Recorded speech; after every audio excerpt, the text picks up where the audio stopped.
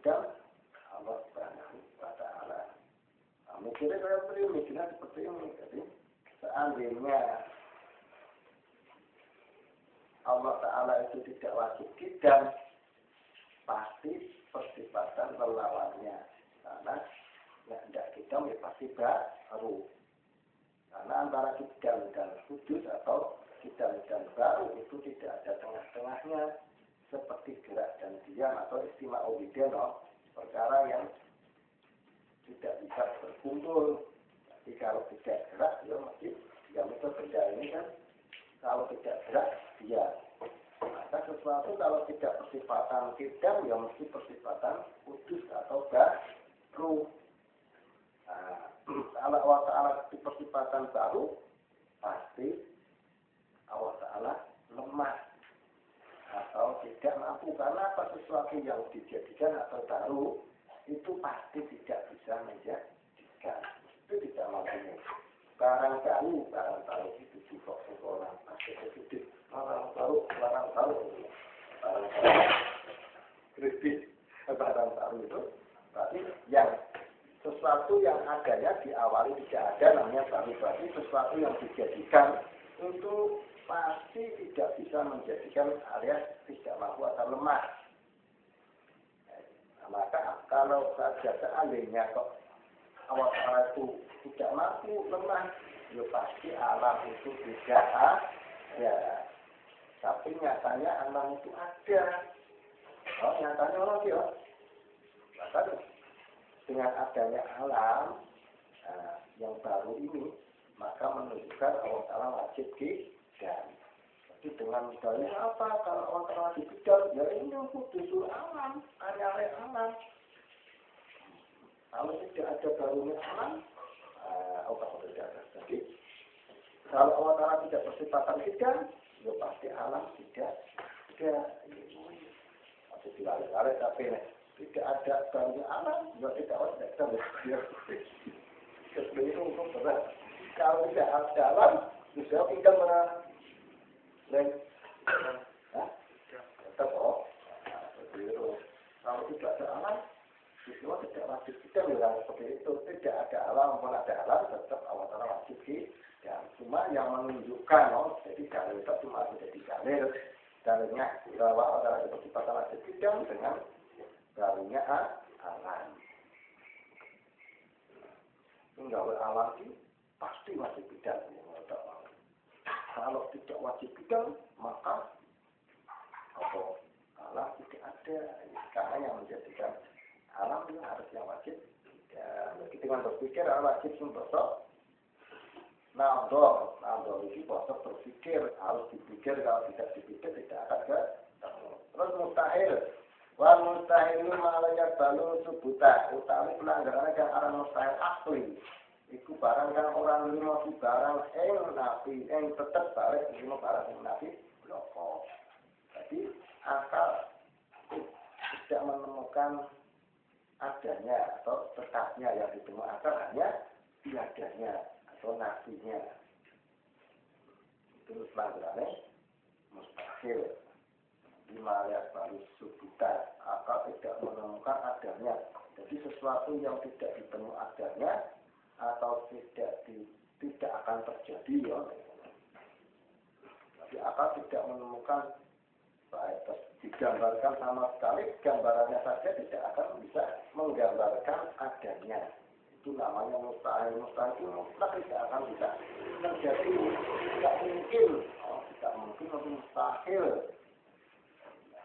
Bahkan tidak bisa diomongkan, tidak tergambar oleh akal adanya. Karena sesuatu yang boleh ada, itu pasti bisa tergambar oleh akal. Tapi kalau sesuatu yang tidak mustahil, itu tidak akan tergambar oleh akal adanya. Seperti apa? Adanya benda atau jirim kosong daripada gerak dan diam. Ono benda tidak gerak, tidak diam, tapi kosong, harokat, kasukun. Ono barang kok orang menang. Akal tidak membenarkan ada. akan mengatakan tidak ada, tidak mungkin ada, itu mustahil. Karena tergambar di akal saja tidak bisa tergambar. Siapa yang bisa menggambarkan ada benda tidak gerak, tidak diam? Digambar dengan alat apapun, pakai animasi. Kayak ini sekarang ada animasi kan, macam-macam. Terus dengan angan-angan atau dengan digambar di kertas dengan sopan tetap tidak akan ada. Karena namanya benda itu tetap persifatan salah satunya kalau tidak bisa dia diam. Jadi ada benda kok tidak gerak, tidak diam, itu kata mustahil. Jadi sampai ngongkol di perintah kemarin tadi sampean apa kontrolnya sampean. Oke, tolong aku disibukkan aku orang menang yang tidak gerak, tidak diam. Ini maksudnya kita tidak mengambilkan tas yang tidak gerak, diam deh. Tidak bisa. Biasanya kalau gimana? Kok tidak bisa soal ini? Karena masih perlu obat.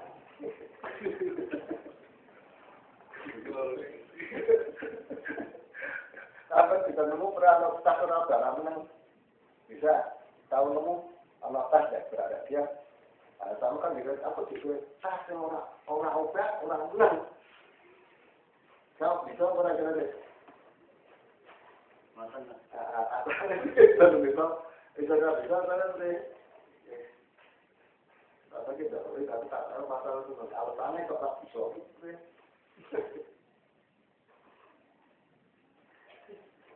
Asalnya tidak akan terjadi. Jadi tidak akan terjadi karena tidak ada isu-isu tidak ada benda yang tidak gerak, tidak akan ada. Kalau sesuatu yang sudah ada itu berarti bisa tergambar. Jadi cara memahami akal itu akal nanti akan melemah sebuah fakta. Fakta itu realita. Jadi apa yang ketemu akal itu pasti tidak akan bisa berubah meskipun realita tetap. Jadi selama hukumnya seperti itu tidak berubah. Tapi apabila sesuatu yang tidak bisa tergambar oleh akal adanya, ya mustahil. Itu sudah berarti. Atau mengatakan itu kebalikannya daripada yang tadi. Ada benda kok tidak bertempat.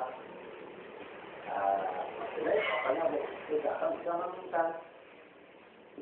Aku dari tadi itu pemahaman lebih gampang, sebetulnya penempatan yang tidak dimaksud dalam hukum asli. Tapi anak kecil saja kalau ditanya di perintah, saya ambilkan itu rokok. Tanya di mana? Nah, kalau mengatakan yang tidak di mana-mana, sing orang manggon, ya maksudnya anak bingung.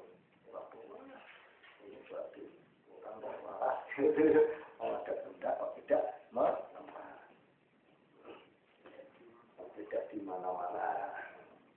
Ini penting soalnya, tapi memahami tentang sirik. Itu namanya mustahil. Atau ada satu benda pada saat bersamaan persifatan dua sifat yaitu gerak dan diam bareng pada benda satu pada satu waktu. Kumpul antara gerak dan diam pada benda satu benda itu ya persifatan gerak dan diam sekaligus. Itu juga mustahil tidak akan terjadi. Jadi contohnya itu wajib yang bangsa doruri atau yang orang sah dipikir. Contohnya apa dipikir aku dipikir dengan apa menengah sama aku tidak satu ekor baik itu mengapa maksudnya sampai rusak gitu. Benda itu tidak ada yang kosong daripada dia kok perlu mengambilkan. Terus mustahil yang labori bagaimana itu yang menemukannya mustahil itu harus dengan berpikir. Nador, maksudnya kalau tidak nador tidak akan bisa menemukan. Contohnya seperti mustahil